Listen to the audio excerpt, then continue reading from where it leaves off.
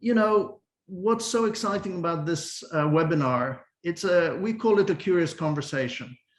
And as I was saying to fellow members of this webinar, we first came up with the idea of curious conversations as those conversations that sometimes take place, and afterwards you just think, I wish we'd recorded that. It was so rich. And I think we're going to have a really rich conversation today.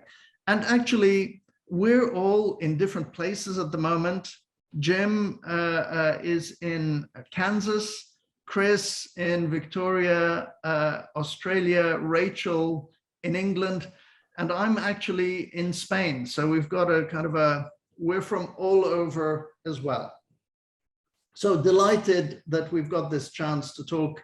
Our focus is instructional coaching. And I just want to introduce our speakers, give you a little bit of an insight into how the conversation will go, and then I'll be handing over. So first of all, we have Jim Knight, global thought leader when it comes to coaching and education, founder of Instructional Coaching. He's written numerous books. He's undertaken enormous research into this.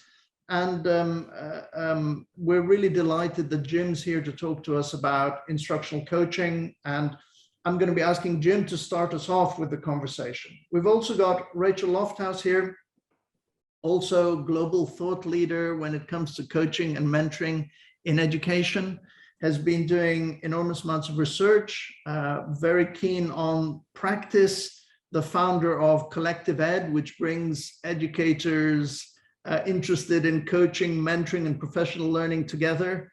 And our partner, GCI's partner in England as well. So we're delighted to have Professor Rachel Lofthouse with us. We've also got Chris Monroe, GCI's our very own executive director. So Chris leads the work that we do at GCI and has also been deeply involved in rolling out and supporting instructional coaching work across Australia, New Zealand, and more broadly now. So you can see we've got an amazing group of people to be talking about this.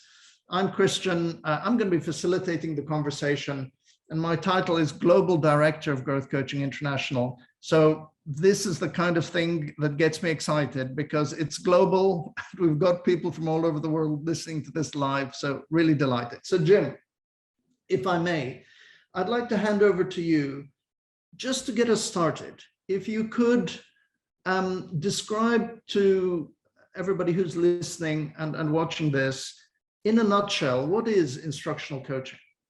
First off, I'm really grateful to be with all of you. I respect you, admire you. And when we've been together, I've been grateful for the chance to work with all of you. And it's wonderful to have Rachel here from the United Kingdom and Chris from Australia. And Christian, you represent the world. So I know you're in Tenerife today, but who knows where you'll be tomorrow. But it's great to have you all here. And for my friends that are in Australia, I want to know, I started my day with Vegemite like a proper Australian. So this is my thing.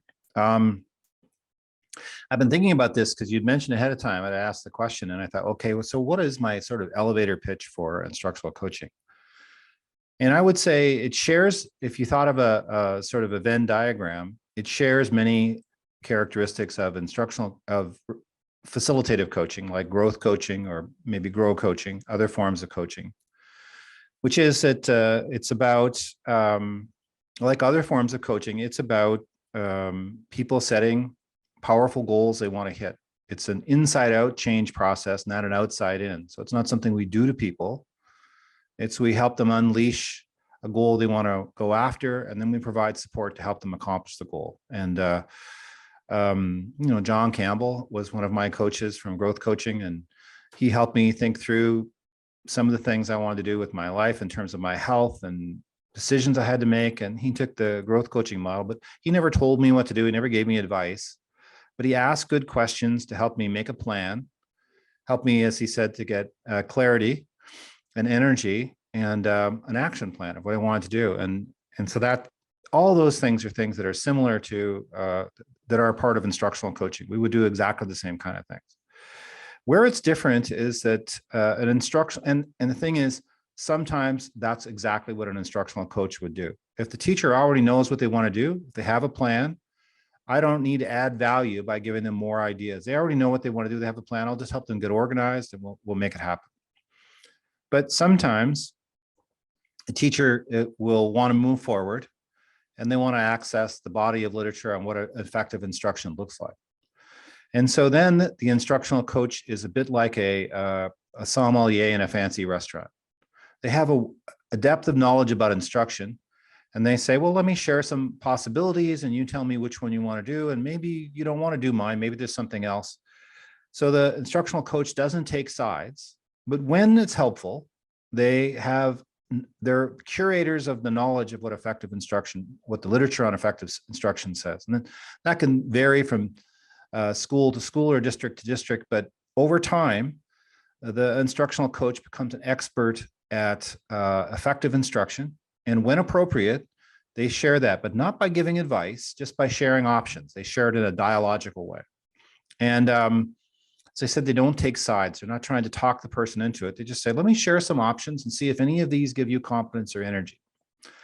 And initially, an instructional coach has to develop that expertise, just like a sommelier starting out has more and more expertise. But the trouble is to really learn a lot of practices, if you pick up the book and just try to figure it out from the book, it takes you a long time to sort through down to the core of what does this actually look like in my classroom. So the coach is a second set of hands, a second set of eyes, a person that in partnership with the teacher helps them learn the thing they want to do to hit the goal they want to hit. So that's my quick summary of what instructional coaching is. Thank you so much, Jim. So powerful to hear it in that way. And you know, the spirit of partnership really imbues the approach, but also the way that you work with us as well. So very grateful for that. I know that research is an important part of how you've developed the instructional coaching process. Would you be able to tell us a bit about how you've been using research and what kind of innovations that's led to in your approach? Well, both are what we've learned has changed, and also the methodologies we've used for research have changed. When we started out, there wasn't really anything like instructional coaching. In fact, we started out talking about back in about 1996 being learning consultants. And then I didn't like the term consultant because it seemed kind of hierarchical. So we switched to instructional collaborator. And then we started to do presentations, and people kept saying, well, you're kind of like a reading coach or a literacy coach. And I submitted this paper to the Journal of Staff Development, which is kind of the leading professional development journal, magazine, not a research article, but a popular press publication. And they accepted it, and it came back, and I thought, I'm going to change the name to instructional coach. And that's kind of how it all came to be. I just thought, I think coach is the right word, but I like collaborator. But initially, we were just doing kind of informal things, keeping account of how often people implemented and what happened when we gave a workshop and some people had coaching and some people didn't, how many people implemented who had coaching versus who didn't. And and I gave this presentation with my colleagues, and my colleague, Mike Hoke, who worked at the same center as I at the university, as I did at the University of Kansas, he heard us give the presentation and he said, excuse me, it would be really helpful if you had things you do and you explained them so other people could do them. And I thought, well, that's a good idea. So then we started to get a lot more systematic, and we created an approach called lean design research, which you can, on our website on instructionalcoaching.com, in the research tab, you can download a description. But it's really a combination of the lean startup methodologies and design research, where you try something out and you discover some kind of friction point or some kind of thing that needs to be improved. And then you consult the literature, or you interview people, or you problem solve, and you repeat the cycle. And so the impact cycle book is the product of 11 of those iterations. And then we did a study, a multiple baseline study, looking at the impact. We found that the impact on student engagement was an effect size of 1.0, it's either 1.02 or 1.03, however, really high effect size. And now we're engaged in two studies, one with a group called Digital Promise, another one with American Institutes of Research, where we're trying to do comparison group design. But what's changed over time is a lot. If you look at the book Instructional Coaching, it's obsolete, the book we did in 2006. Now we set a certain kind of goals, we use video, we have different aspects of questioning we do. The process has gone from kind of a linear 8-stage thing to a 3-stage identify, learn, improve cycle. Within the cycle, how we do things like modeling, sometimes we go see another teacher, or the use of other kinds of tools to be clear with our practices. So many, many things have changed over time. Thank you so much, Jim. I really appreciate that. Again, a clear summary of how research really has informed the development of instructional coaching. And I just love the way you're always committed to that question, is this making a difference? And will it lead to better outcomes for learners? And that's something I really admire about you and the work you do, Jim. Just for everyone who's listening, the plan now will be to hand over to Rachel, for Rachel to say something about instructional coaching and how she's seeing that in England in the context of English education. And then I'll be handing over to Chris to say something about instructional coaching in Australia and New Zealand. But just to let you know, if you have any questions that have popped into your head as you've listened to Jim, or as you listen to Rachel or Chris, please type them in the chat box. I'll keep an eye out for the questions, and then I'll be choosing some questions to put to others. So it's wonderful to have you here from all over the world. Thank you for joining us. Rachel, as I said, you're someone who's done so much thinking and research into coaching and mentoring and education. You know, you've inspired thousands of people to want to learn more about coaching and mentoring and education. I'm interested in your perspective on instructional coaching within the English educational context. Thanks so much for asking. It's really interesting, isn't it? Because even the word instructional has a cultural connotation.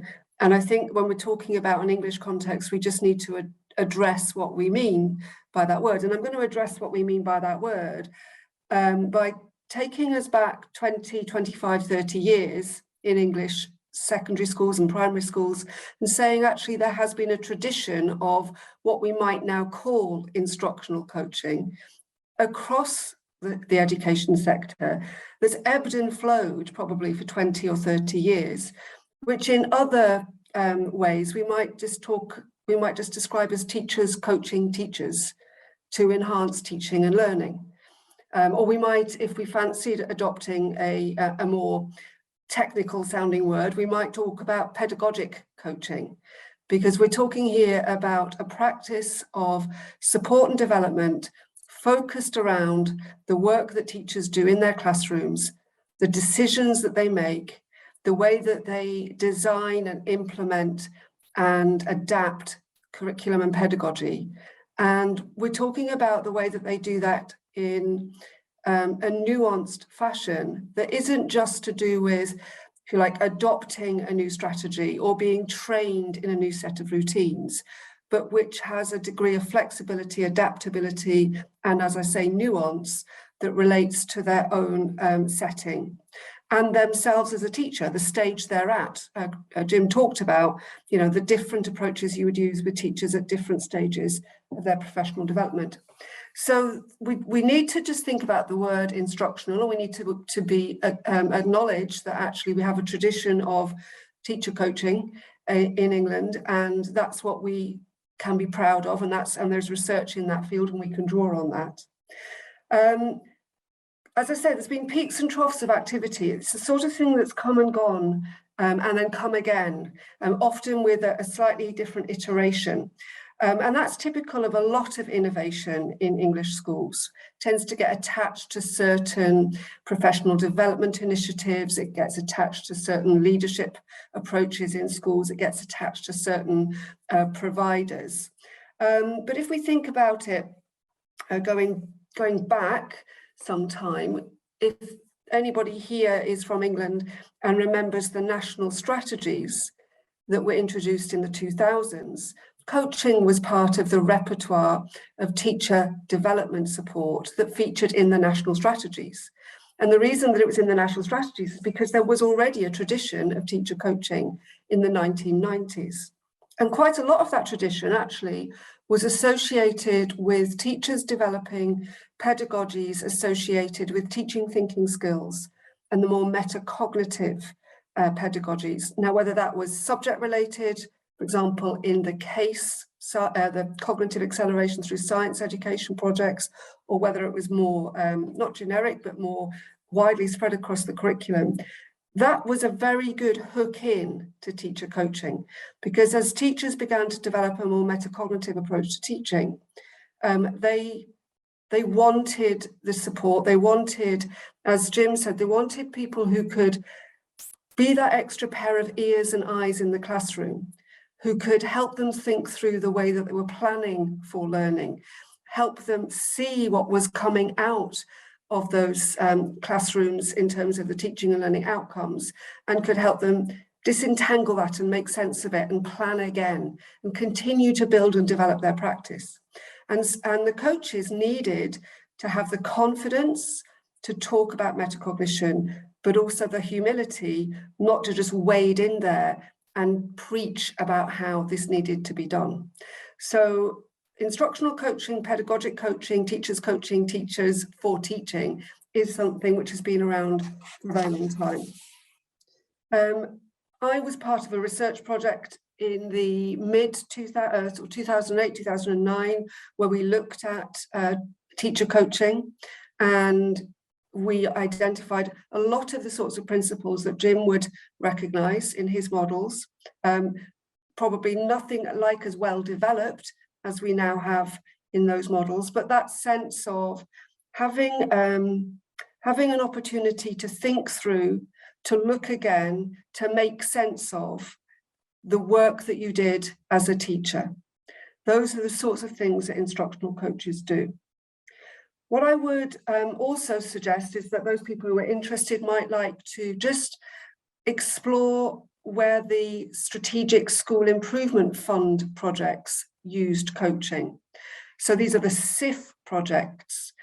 They don't exist anymore. The DFE funding for them has been withdrawn, was only ever time limited.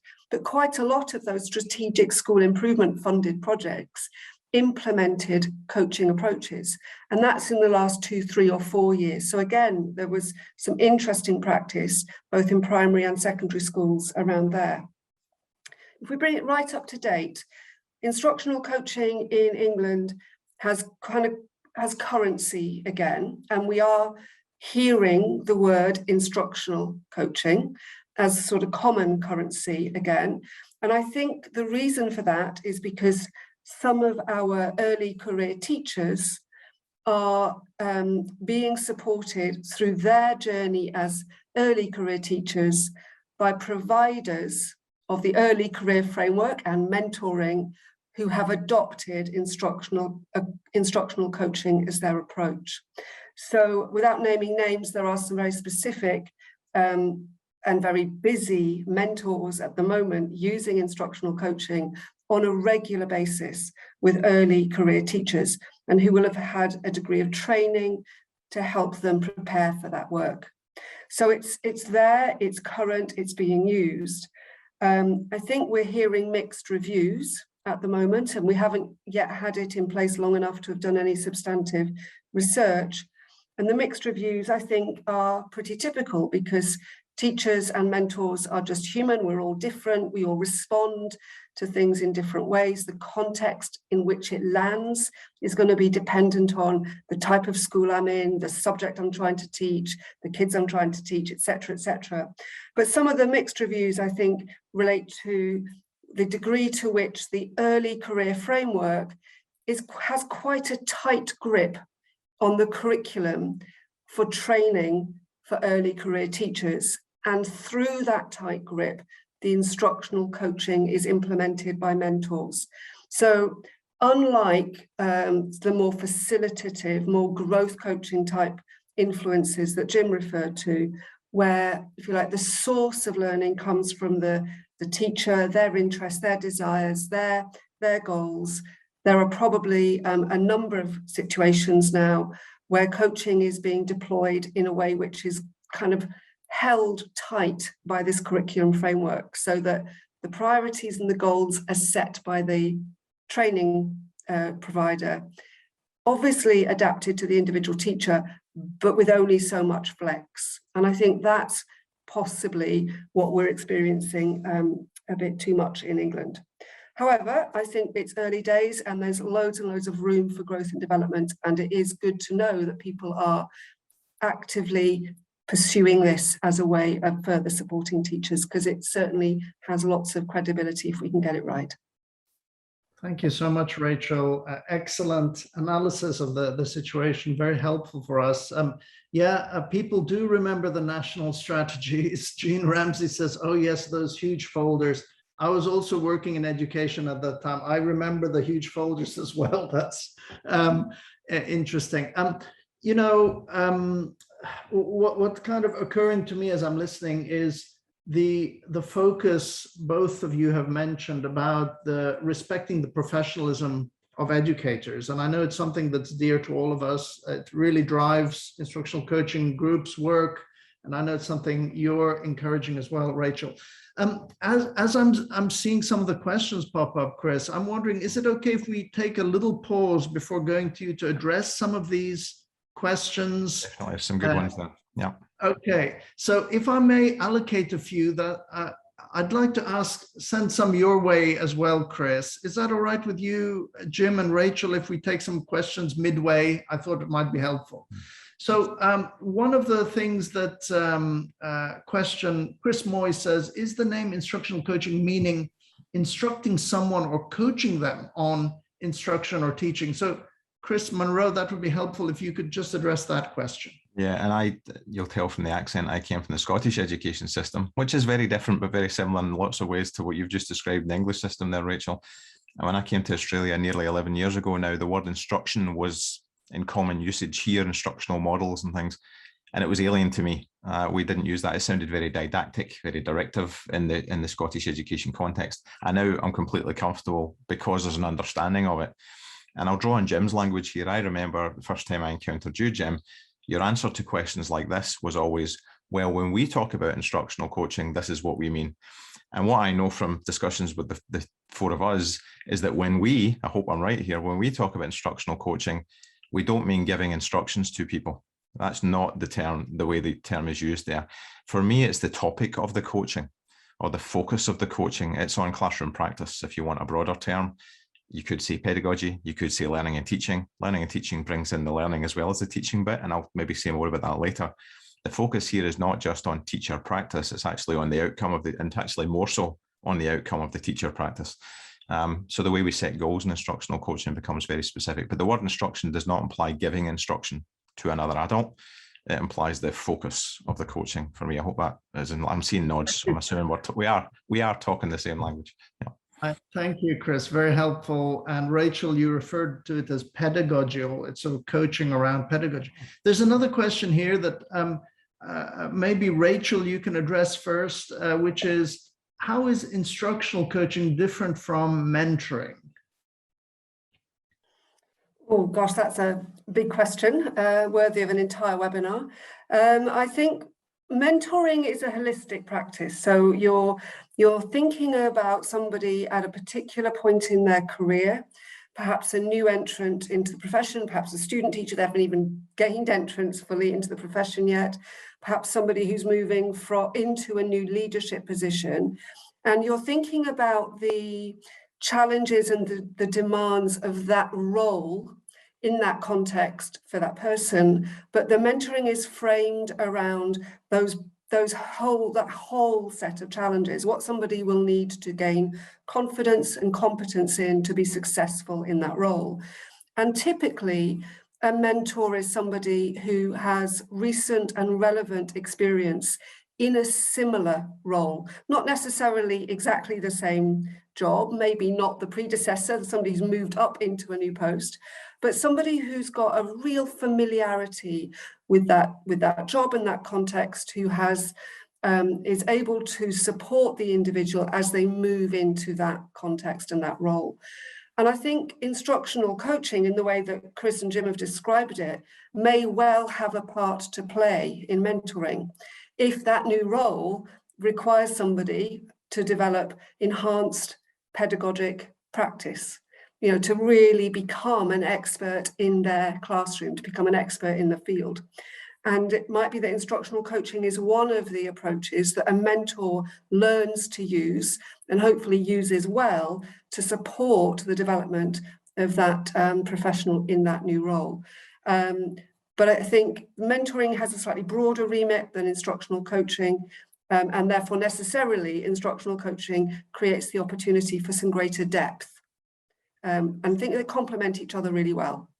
Thank you, Rachel. So the reason I kind of jumped in here was I thought the clarity of terms would be important as we go forward. Jim, do you want to say something about either of those questions about, is it about instruction or how does it relate to mentoring?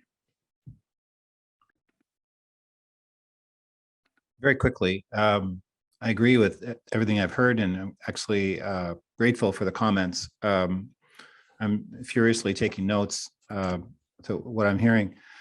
I think the way and Rachel, if I get this wrong, because I defer to you as an expert on mentoring, but to me, a mentor has more experience than the mentee, and in that sense, they have more power. It's not necessarily, I'm going to direct you what to do, not that kind of power, but because they have the expertise. So for example, I might, as I'm trying to develop our little company, the Instructional Coaching Group, which is trying to be a force for good in the world, I might be really benefit from the help of a mentor who tells me, well, here are some things I did setting up my company, and this is what I did. Because I don't know, I need someone to help me. And as Christian, I'm stealing this line from him, but he said, if a car pulls up and they say to you, can you tell me how to get to City Hall? They don't want you to say, well, in the past, when you tried to find a building, how did you find it? They want you to know how to get there, and a mentor is going to give you the tools to do that. For me, instructional coaching is guided by the goal, and the teacher sets a goal first. And in fact, we would start with a clear picture of current reality. So the person looks at reality in a number of different ways, and then, or there's a number of different options. And then they set a goal, a change in students they want to see. And it's kind of solution focused in the sense that they say, this is really what I would like to see, is I'd like to see it like this. There could be a change in engagement, could be a change in achievement. Engagement being a broad term to encompass connection with the school, a sense of belonging, and those kinds of things. But once they've got the goal, then we say, what's the pathway to the goal? And often the pathway to the goal is a teaching practice. So that's how I would define coaching as opposed to mentoring. Mentoring, I would want a more experienced person to help me figure out how to do it. And I'd go to them with questions and get support. But instructional coaching is, and a mentor could use the instructional coaching process, but it starts with a clear picture of current reality, then it moves to a goal. That's how I see it. And then the whole thing is propelled forward by the goal that the teacher sets. That's how I would see it. Thank you so much, Jim. And thank you for the questions that are popping up. And, you know, it just occurs to me, this is quite a rare opportunity to have such global experts, you know, addressing these questions, which, you know, are prevalent. I have heard these questions before, so it's just wonderful to hear both of you talking about this. And Chris has been doing some writing and some thinking about this very question. So I'm going to hand over to you, Chris, just to tell us a bit about how instructional coaching, you know, how is it rolling out in Australia and New Zealand? Thank you, Christian. Before I do the Australian bit, I've like you, Jim, I've got a page of notes here already just from listening to the three of you talk. So I think, but actually I want to flag, I think that's an important message from this for us. I know that we are thinkers in this space. My head's exploding with just that whole thing about, and I'm going to introduce the term stance again here, because I think early on when we're grappling with this, and you can see in the comments already in the size of group here that people are grappling with, what does this mean? What does it look like? How do I get a grip of this? And all of us have done training with newbies at different times. and you see all these questions come up right in the first half an hour. And people, when they're beginners at anything, are trying to adjust to being different in conversations that are really deeply ingrained and habits that are deeply ingrained, find that process challenging.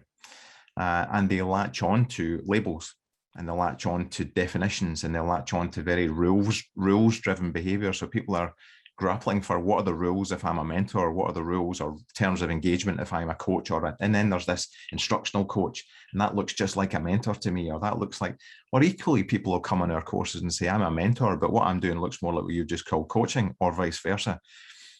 And what we do is we live in that messy space and try and help people make sense of that. So I think we've all come here today thinking, well, we don't have all the answers, but we've done a fair bit of thinking on it. And I just love the exchange of ideas, things that really resonated with me there.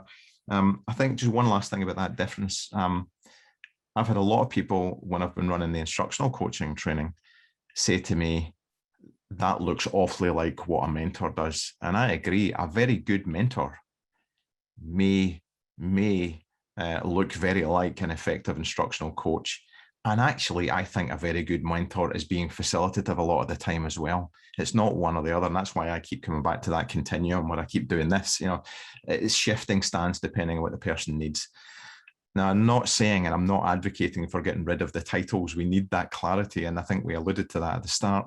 When you read the research or you read up on this, the first thing you should be asking yourself is, what is this thing that this person is calling coaching, instructional coaching, pedagogical coaching, student-centered coaching? Yeah, I could give you a list. We could all generate a list of about 100 different titles that have been used. What is it they mean by this in this literature and in this piece of research? And then make some sense of how it applies to your context. I think when we're busy educators, we latch on to a model, or we latch on to a way of doing it, or a title. And really what I'd be encouraging people to do is to loosen off that grip a little bit, or that need a little bit if we can. And that the work isn't actually defined by the title that people have.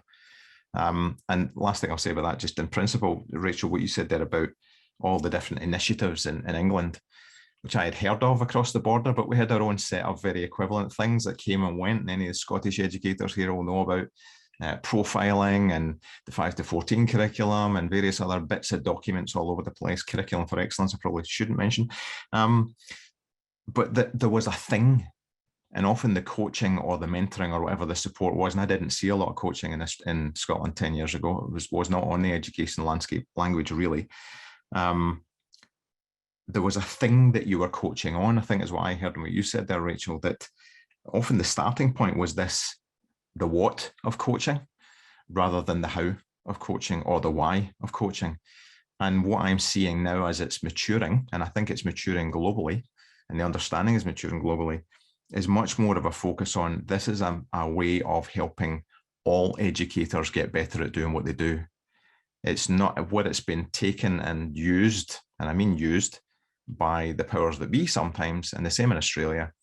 It's been used to ensure implementation of X. And I know that's happened in the States as well, Jim, where a district gets a hold of it and says, this will get them to do it right. This will get them to implement that thing with fidelity. I think if we take this back to the why and the how you go about being a coach, we're in much richer territory, and we position it as a form of professional learning, professional growth that all teachers should be entitled to and have access to. So I prefer to steer away from the discussion about what am I implementing here. And I think that's the danger. That's the danger in the way it is emerging in some contexts, that it's seen as a way of getting fidelity, getting implementation. It's actually a way of building the professional capacity of people who, Jim, Thomas Davenport's language, people who think for a living. Yeah. And so it leads me to what's resonated in Australia, Christian, but I don't know if anybody wants to add anything to that just before I do, just say a little bit about where we started in Australia. Comments. Okay. So I would say, quickly. So go on, Jim. Yeah, go on. well, yeah. I would say that I agree with all three of you about this emphasis on professionalism. And to me, what a professional does is they make decisions. When you go see a surgeon, you don't want him or her to read from a script. You want her to use her education, her knowledge, to make a decision that's individualized to you. And what professionals do is they use their professional discretion to make decisions. And sometimes models of change treat teachers like unskilled laborers. We're going to tell them what to do, and this is when they have to do it, and this is what it has to look like. They assume one size fits all, when in reality, we know, I mean, getting one child to do something is miracle enough. A whole room full of children, it's complex. It's a complex environment, and you need adaptive responses that honor the autonomy of the teacher. The other thing is, if you don't treat teachers like professionals, that is, if you don't honor their capacity to think for themselves, then you create people who are dependent and who aren't that engaged. You know, the literature on motivation is pretty clear, decades of research to show that if I don't have some autonomy, I'm not going to be that motivated. But not only that, it creates dependence. And then you have teachers who will say, well, just tell me what to do and I'll do it. So to me, more than instructional coaching, our work is to promote the belief that to get the schools our kids deserve, we need to treat teachers like professionals. The professionalization of teachers needs to be at the top of the list. Otherwise we'll have dependent people who aren't that engaged. So the emphasis you and Rachel and Chris are all making on professionalism, I think it's the heart of the matter for us.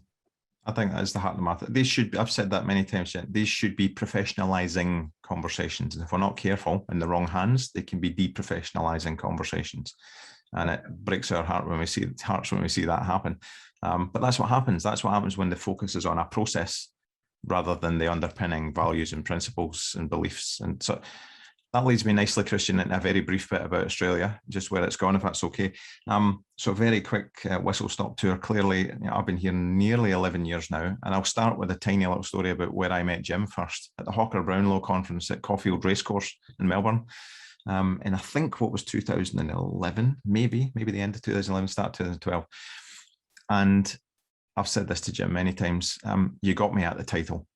The title of the professional learning didn't have the word coaching in it. The title of professional learning was professional learning that honours the professionalism of teachers, which is exactly what we've just said.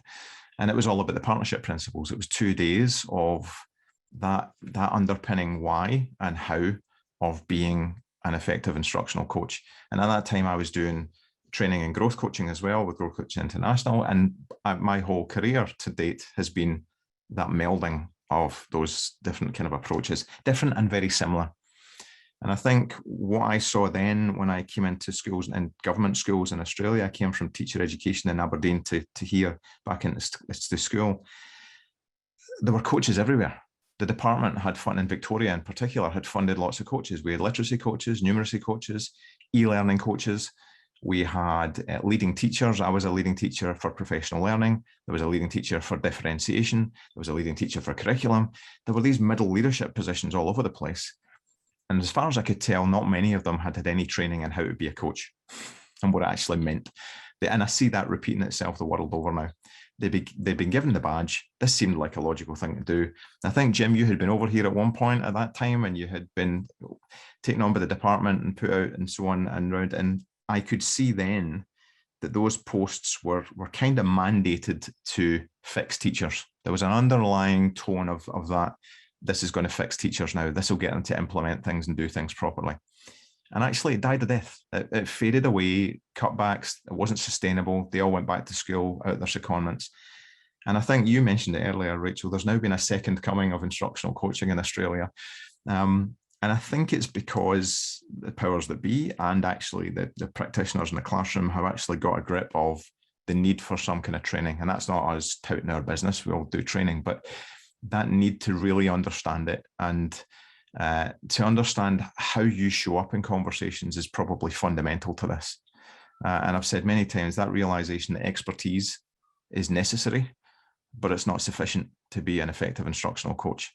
It's necessary, but not sufficient. That being an expert teacher, which is the main selection criteria for instructional coaches here, doesn't make you a good coach.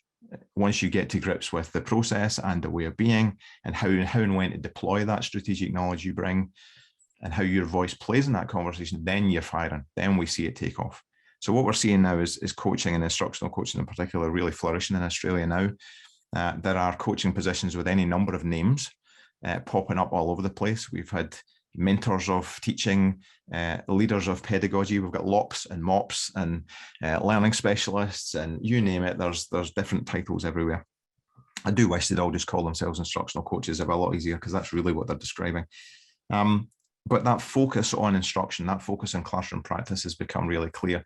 When we do the training, what's really heartening though is the things that resonate most with educators. And these are expert classroom teachers often, or leaders who've become coaches or are taking coaching as part of their role as well, not dedicated coaches. The bits that really resonate are when we talk about the complexities of helping adults. So working with adults who think for a living, when we talk about how hard instructional change is, and we've all experienced it, it really resonates with them. They go, yeah, it does take a long time to change practice. You know, it's not a magic wand. And they really get those tensions, your word, Christian, they get those tensions between the system expectations and pressures for compliance and so on, but wanting to treat teachers like professionals. And what we do is help them navigate that space. So it becomes less about the process and more about the underpinning principles and beliefs about teachers. And I think that's one thing we all have in common here, is our beliefs about how we should position teachers in that. And I think that's what's sustaining it now. It's really gaining ground. There's a lot of funding been put into it, but actually this time sustainable funding. Yeah. So yeah, that's where we're up to. It's a joy to watch it, but seeing the same pattern repeat in England and elsewhere is a little bit frustrating from a distance. Yeah. That is wonderful. Thank you so much, Chris. And what a great opportunity just to kind of get a global perspective on this. And on the chat, I'm loving the connections that are being made. You know, we have people from all over the world on the chat as well, and similar questions. But just one thing to observe is that's what you said, Jim, about the professionalism of educators, that really connected with people. And I do think that where we're promoting instructional coaching, just, you know, emphasizing that that's the ethos upon which it's built. You know, as we've just said, the intention is to respect the professionalism of our educators so that they can be engaged, so that they can, you know, inspire others. And if there's any risk that it's being used in a way that doesn't boost the professionalism of educators, that's when we need to just pay attention to that. So thank you all for that. You know, I thought time would fly, and it has flown. What I'd like to do is maybe pose a few of the questions that I've seen in the chat. I won't be able to get to all of them, but I've picked a few that I thought might be interesting. And I'm just going to throw it, not literally throw it, but I'm going to put it here. And whoever would like to take it, please just raise your hand, and we'll go from there. So Kim Jones had said, our instructional coaches take on the mentor role in our district as needed. We struggle with this a lot. We talk about the stance a coach may take as a mentor, Chris, and I think Kim actually posed this question even before you used the word stance, so that's kind of interesting. So what's our response to this about instructional coaches taking on the mentor role when needed? Well, I'll dive in and say yes. If I'm trying to figure out how to do polls on Zoom, or how to use Flipgrid, or how to do something, and somebody can show me how to do it, great. I think that's a good thing. But I think Michael Bungay Stanier has been really good at pointing out that often we think our advice is much better than it is. And we need to be careful about assuming that our role as a mentor is what's really needed here. Because often we feel good about giving the advice. The person's nice, they nod their head, but they don't actually implement. So I think my way of defining it, and again, I would defer to Rachel on this as the expert on mentoring, but my way of defining it is when someone comes to me with a felt need that they want addressed, and it's a quick solution, then I would be in the mentoring mode. And on the other hand, if I'm doing a longer process around goal setting and hitting the goals, then I'd be more in the coaching mode. And I just think we tend to really overvalue our expertise, and it needs to be, Chris, you used the term position the teacher as a decision maker, which is a term I used to use too. And I got called out on that on Twitter. Somebody said, you don't position them as the decision maker, they are the decision maker. And I think that's the case. They are the decision maker in the process. And if it's mentoring they need, we address it, but just don't exaggerate how important your expertise is. That's my longer version of the quick response. Love that, Jim. And it was, I appreciate the length of that response. It deserved that kind of response. Yeah, great about decision making and who the decision maker is. I love that. I'm going to pose another question. Maybe this is to you, Rachel, although I said I'd just throw them out. Duncan asks, I think year 2 of the early career framework, this relates to something that's happening in England, will be crucial. Will there be scope for a more facilitative approach as early career teachers become more experienced? Duncan asks. I think time will tell, but I also think we have to acknowledge that the different early career framework providers are using different mentoring approaches and different professional learning approaches. So there has been leeway in the way they've designed the mechanisms by which the early career teachers will learn and work with their mentors.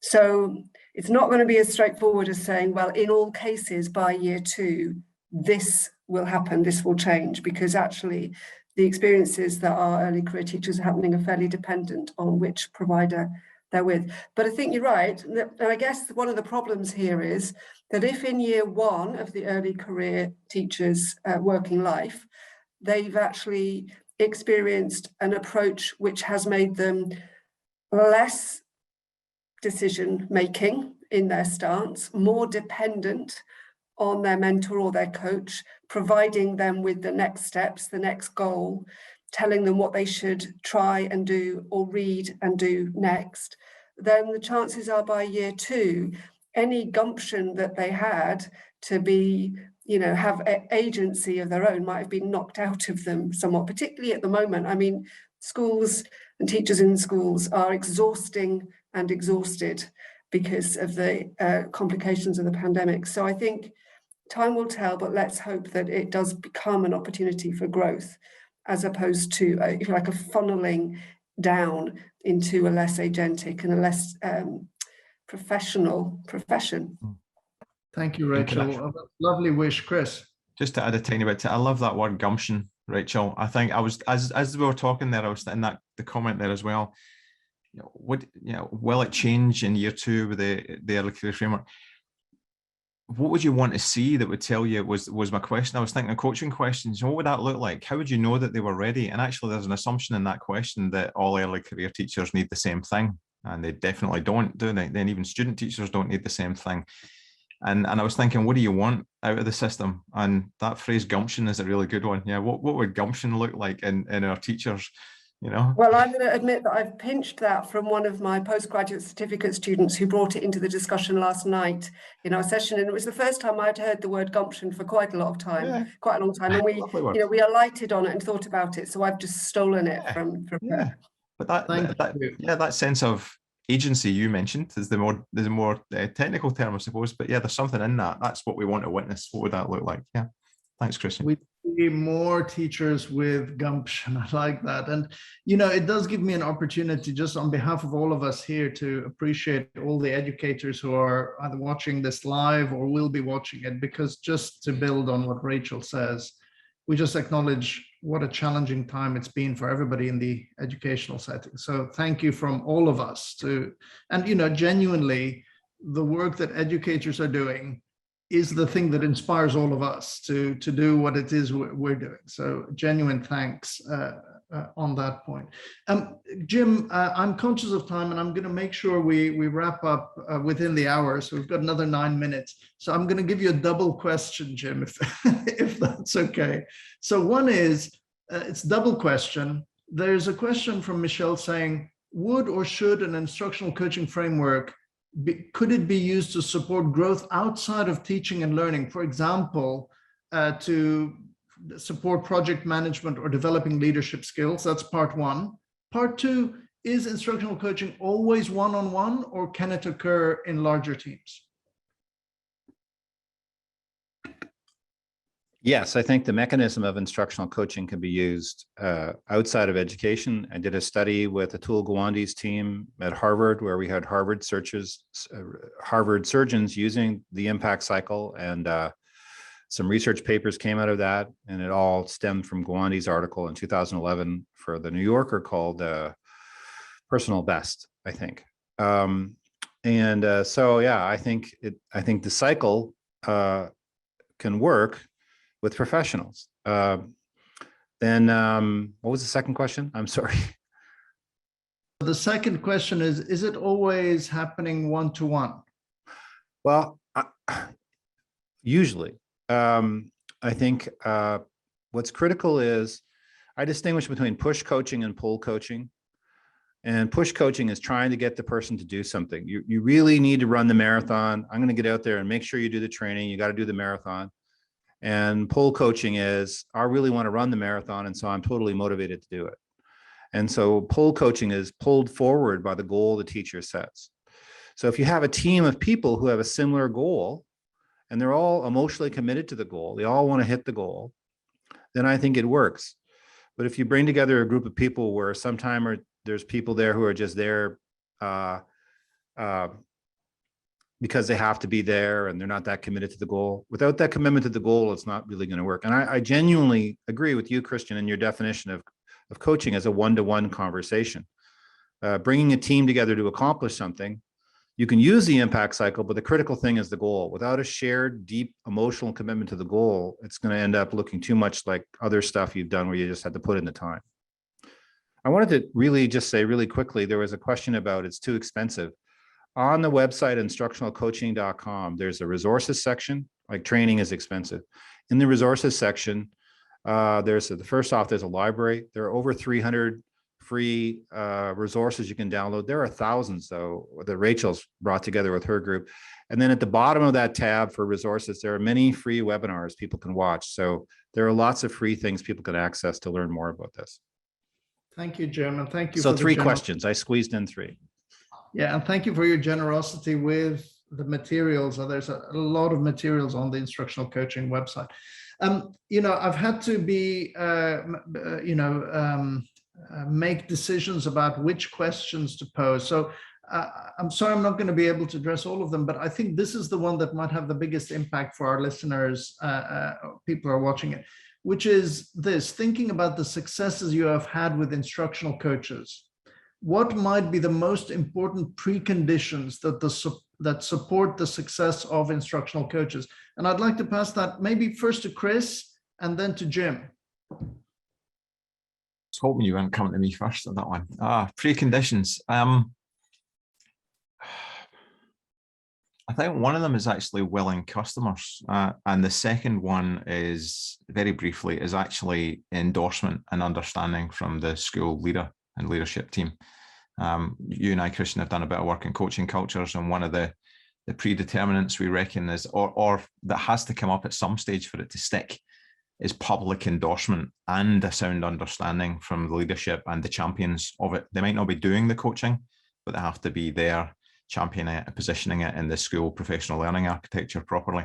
So I think seeing it as part of your professional learning, I'm using my good colleague and friend Sophie Hunter's language here, your professional learning architecture in the school. There's a whole webinar on that one as well. That's important. But getting that coalition of the willing to start with, I think is the proper one. You don't have to have all the conditions there to start. That's the one thing I'll say. Sometimes people think you do. Yeah. But definitely. So to summarize it, I think support from the leadership and willing customers. I like the way of thinking about that, that the educators are looking forward to working with others in order to enhance their practice. Jim, how would you answer that question?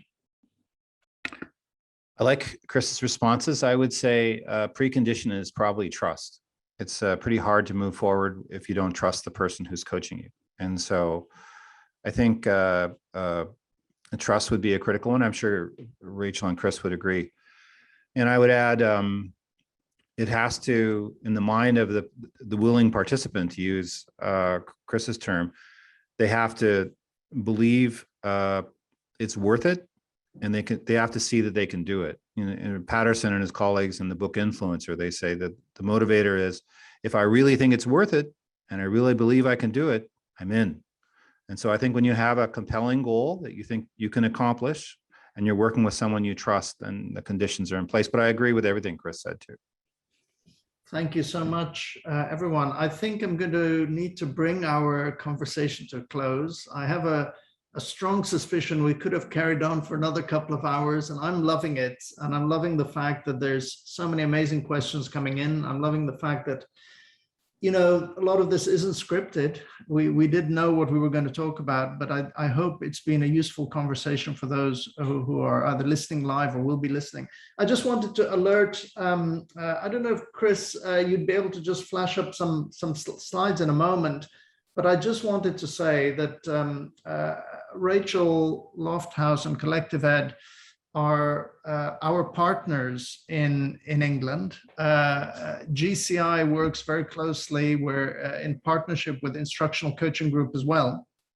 So a couple of things just to let you know about.